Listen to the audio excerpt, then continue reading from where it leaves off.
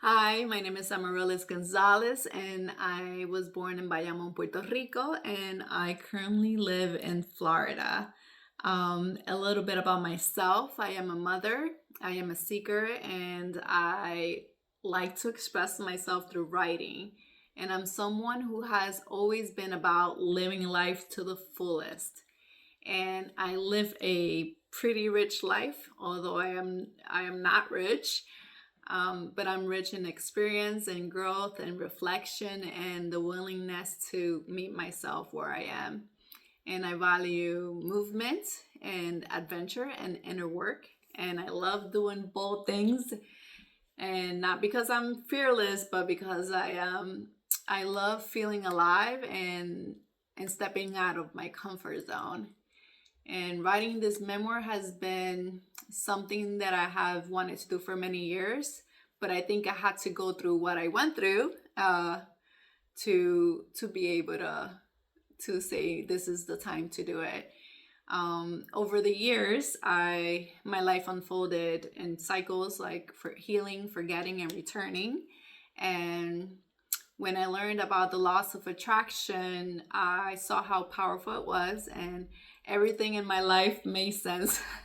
so I so also but I also saw how easy it is to abandon myself once life felt good again, and when I stopped doing the work and listening inward.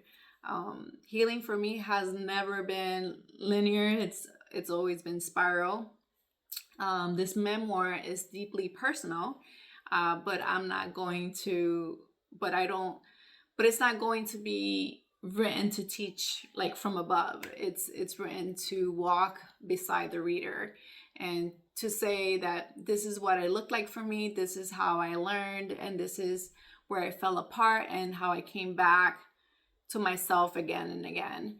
And I've lived through abusive relationships, emotional collapse, and physical injury, loss, grief, and the realization that my mental health had an actual name, which was PMDD.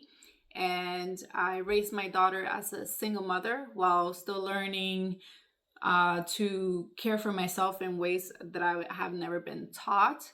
And through it all, I kept returning to the same truth that becoming is a constant practice, not a destination. And one of my main goals in life has been to simply to help one person at a time, one way or another. And I'm writing this book because I believe that stories they create permission to question what we were taught, permission to trust your inner knowing, and permission to believe that when we feel lost, something within us knows the way.